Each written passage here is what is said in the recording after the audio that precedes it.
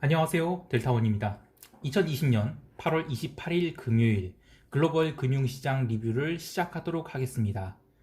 참 강세장입니다. 그런데 저는 강세장 이야기하기에 앞서 오늘 있었던 재미있는 일 두 가지를 짚고 넘어가겠습니다. 우선 어제 잭슨홀 미팅 이후 아침에 아시아장에서 미국 30년 국채가 언더가 났었습니다. 그리고 이벤트도 다 나왔는데 또 지수도 안 밀리는데 변동성이 증가한 것, 이것도 이상하죠? 궁금증 풀어드리겠습니다. 자, 그럼 트레이더가 생생하게 전하는 델타원이 글로벌 마켓 리뷰 스타트 해볼까요? 네, 첫 번째,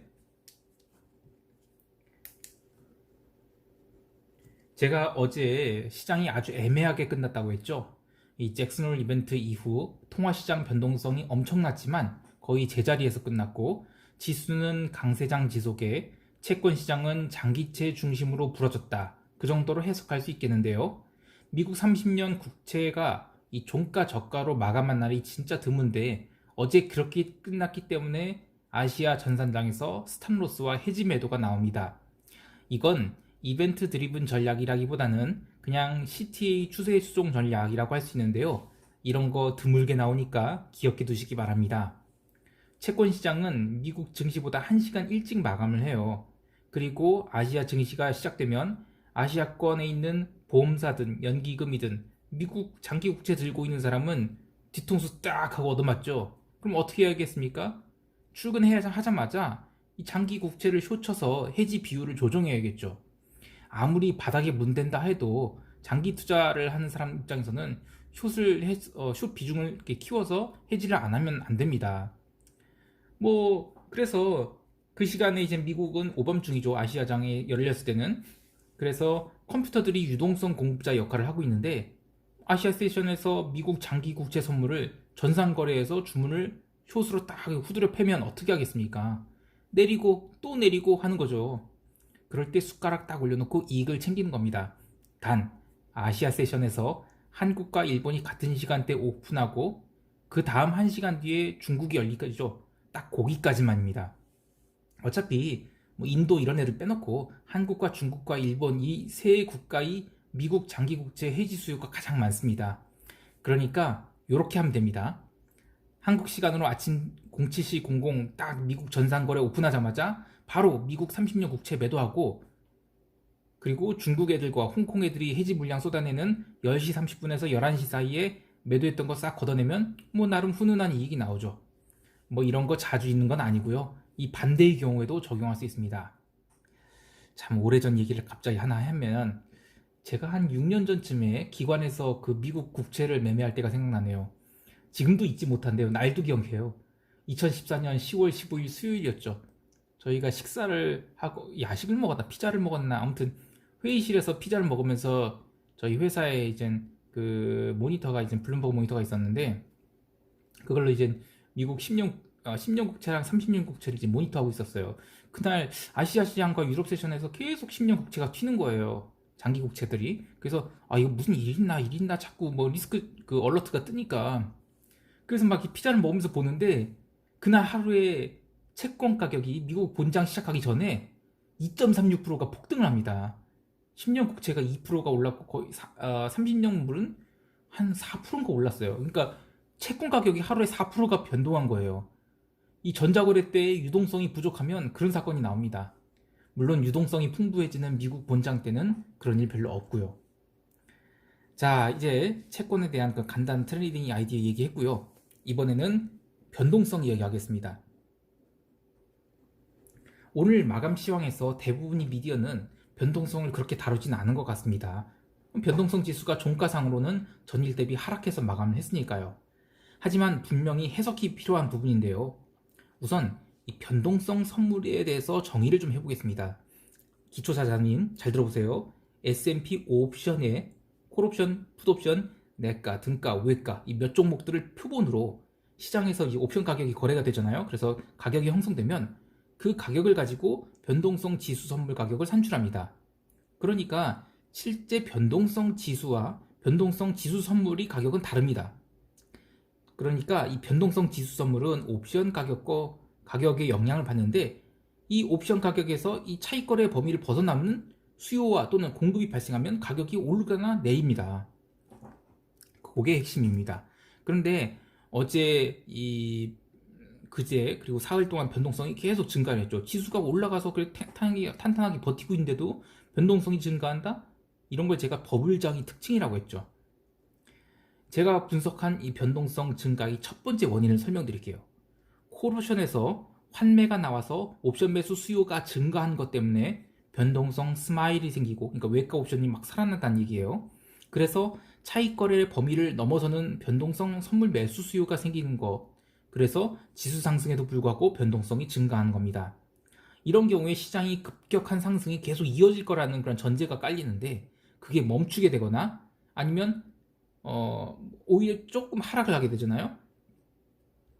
큰 하락 말고요, 어중간한 하락. 이렇게 되면 이제 급격한 상승은 점점 시간이 갈수록 안 나오겠구나 라는 안도가 생기면서 콜옵션 환매수가 멈추고 변동성이 하락을 하게 됩니다. 자, 이제 두 번째 원인을 얘기해 보겠습니다. 이 두 번째 원인은 레버리지 ETF들이 옵션 매수 수요인데요. 레버리지 ETF나 인버스 레버리지 ETF는 각각 선물 매수의 콜옵션 매수를, 그리고 선물 매도의 풋옵션 매수를 더한 상품입니다. 그러니까 방향성을 선형으로 잡고 있는 것 이상으로 이 비선형이 옵션 매수 수요가 콜이든 풋이든 각각이 ETF에 추가되는 거죠. 리테일 고객이 시장에 대해서 극단적인 방향성 베팅을 해서 오늘 딱 장 시작하자마자 한쪽은 오케이 가자 레버리지 ETF 매수 하면서 오늘 폭등하야 이렇게 외치고 있습니다. 그러면 선물 매수와 콜옵션 매수가 들어옵니다. 또 한쪽은 아니야 오늘 폭락이야 오늘 매도 뭐 대박 숏장이야 인버스 레버리지 ETF 매수 이렇게 사대면 선물 매도와 풋 매수가 들어옵니다. 자 보세요. 아까는 선물 매수 들어왔죠. 이번엔 선물 매도가 들어옵니다. 이건 서로 상쇄되죠. 즉 옵션 선물 시장에서는 그냥 아무런 변화가 없습니다. 미결제 약정만 증가한 거지 가격 차이는 별로 없어요. 팽팽하면요. 그런데 콜옵션과 풋옵션 매수는 상쇄가 되지 않습니다. 각각의 옵션 매수자들에 대한 카운터파티, 즉 거래 상대방은 보통 볼 트레이더라고 하는 변동성 매매자들, 그리고 마켓 메이커를 역할을 하는 기관 투자자들입니다. 그러면 이 옵션 시장에 과매수가 들어오게 되는 거예요. 그럼 기관 투자자들은 이 10달러의 옵션을 한 계약 발행하는 게 적정가라고 생각하는데 한 뭐 1초에 뭐 500개 한 가량 거래되는 게 1초에 한 1000계약씩 거래가 됩니다. 그럼 어떻게 하겠어요? 자기가 좀 비싼 마진을 부여해도 옵션 매수가 들어오겠구나라고 생각하죠. 그래서 마진을 조정해서 11달러의 옵션을 파는 겁니다. 그렇게 계속 수요가 증가해서 12달러, 13달러 이렇게 옵션을 팔게 되면 왜냐면 매수가 계속 들어오니까요. 그러면 옵션 시장에서 레버리지 ETF 투자자들이 과매수로 인해서 옵션이 점점 비싸게 발행되죠. 그러니까 가격이 비싸지는 겁니다. 지수는 가만히 있는데 옵션 가격만 콜 매수자들이 막 증가하고 또 풋 매수자들이 막 증가하니까 옵션 가격이 증가하는 겁니다. 이런 걸 배가 리스크라고 합니다. 어쨌든 변동성 지수 선물이 아까 옵션 가격에서 추출해낸다고 했죠. 그래서 시장이 가만히 있어도 옵션 가격이 증가를 하기 때문에 변동성이 증가를 합니다. 자, 이제 그렇게 리테일 투자자들이 오전 내내 레버리지 ETF를 사는 겁니다. 뭐 위로 올라가는 레버리지 ETF 또는 내려가는 뭐 인버스 레버리지 ETF를 막 사요. 그런데 그렇게 해서 시장이 급등하든지 뭐 대박 부러지기를 바랬는데 점심 먹고 딱 왔는데 아직 시장이 그대로 있는 겁니다. 오늘 딱 이런 상황이었는데요. 그럼 어떻게 하겠어요? 게다가 오늘 금요일인데 아이 망했다 하면서 다시 레버리지 ETF 손절미 하는 거죠. 그냥 선착순으로 빨리 탈출하는 겁니다. 또 인버스도 선착순으로 탈출하는 거예요. 그러면 오전과 반대로 이 선물 매수와 선물 매도분은 다시 청산을 하면서 환매를 하게 되면 상계 처리가 되죠. 똑같이. 그러니까 미결제 약정만 감소해요. 그리고 시장 가격은 변하지 않아요. 근데 옵션은 매수한 거를 매도해야죠. 그러면 콜도 매도, 풋도 매도가 나옵니다. 그러면 이번에는 아까는 옵션에서 그 과매수가 있었는데 이번에는 과공급이 생기게 됩니다. 그러면 아까 볼 트레이더들 어떻게 하겠어요? 오 예스 애들 좀 팔아 제끼는구나. 그럼 나는 사야지. 근데 그냥 사는 게 아니라 아까 13달러에 팔고 12달러에 판 거를 나는 한 9달러에 팔면 딱 지는데 아니야 8.5달러 한번 불러보자. 아니야 8달러 더 매도가 나오네. 알았어 7달러 오 예스 오늘 돈 많이 번다. 이렇게 더 싸게 사드리게 됩니다. 그러면 옵션 가격도 쪽쪽 빠지고 부풀었던 변동성도 풍선 바람 빠지듯 쪼그라들게 됩니다. 이게 참 변동성 매매인데요. 이 변동성 매매는 다른 매매와 달리 진짜 공부를 많이 해야 되는 분야입니다. 근데 참 이 레버리지든 뭐 곧버스라고 그러죠. 인버스 레버리지 ETF, 이 곧버스든 이런 거 변동성 상품인데 이런 거 잘 모르고 많이 그냥 닥치고 매매하시는 것 같아서 참 안타깝습니다. 나중에 이 인버스 매매, 아니 레버리지 ETF 투자하는 방법 한번 다루고 싶긴 한데 제가 워낙 ETF를 싫어해 갖고 글쎄 다루게 될지 모르겠습니다. 어쨌든 변동성 증가의 두 번째 원인은 저는 레버리지 ETF와 인버스 레버리지 ETF 매수 수요 때문에 그렇다라고 정리를 했습니다. 마지막으로 이제 글로벌 시장 정리 좀 해볼게요. 오늘 미국 단기채는 전일이 하락을 싹 위로 감아 올렸어요. 그런데 장기채는 아시아에서 언도를 줬죠. 그러다가 거의 반등을 못했고요. 어제에 이어서 계속 단기 국채에 비해서 장기 국채가 약한 이 스티프닝이라고 하죠. 이런 게 이어졌습니다. 그러면 이제 원래 어제 달러가 약세로 불어져야 정상인데 의아하게도 어제 통화시장은 그냥 큰 흔들기 뒤에 제자리로 끝났어요. 그래서 참 애매하게 끝났는데 아시아 시장에서 이 투자자들이 오전에 회의를 합니다. 어저께 블라블라 하면서 이제 그 파월에 대한 어떤 잭슨홀 미팅 서로 이제 얘기를 하죠. 맞아, 달러 약세 맞아. 어제는 뭔가 애들이 확신이 없어서 그런 거지 달러 약세 맞아. 야, 다시 달러 숏치자. 그리고 시장은 강세 지속이야. 엔 숏치자. 이렇게 판단을 하면서 홍콩 시장 오픈하면서 뭐 비달러 바스켓 롱 그리고 거기에다가 N은 숏 이렇게 해서 리스크 초강력 온 포지션을 잡기 시작합니다.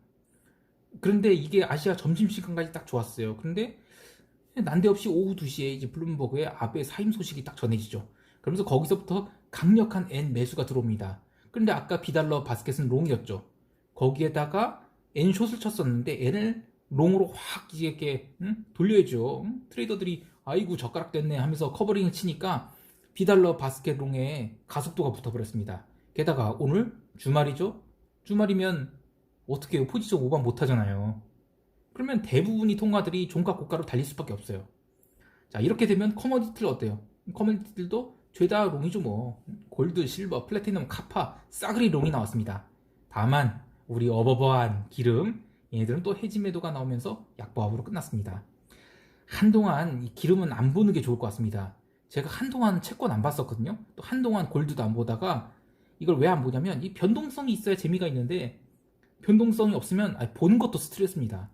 아무튼 오늘 비달러 바스켓이 폭등은 우리에게 이 주말에 고민하게 될 과제를 주는데요.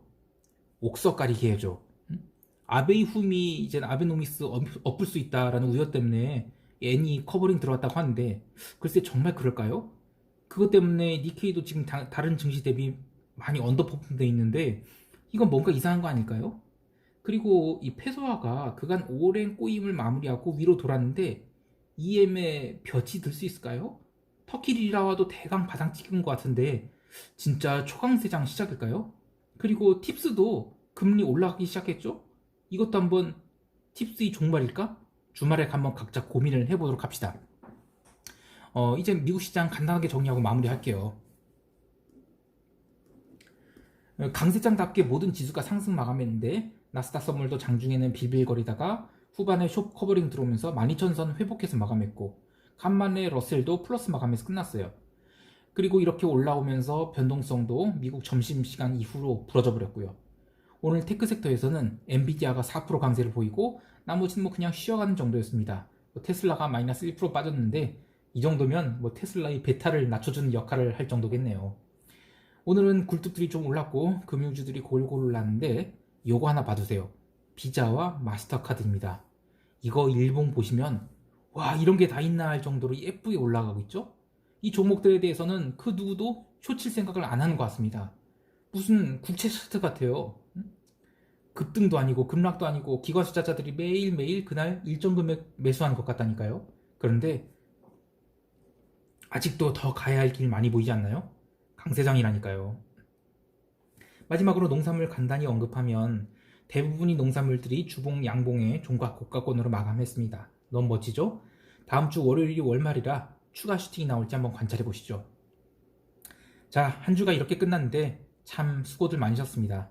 즐거운 주말 보내십시오. 자, 그리고 오랜만에 우리 쉐린이도 안녕. 이상 델타원이었습니다. 감사합니다. 어이쿠.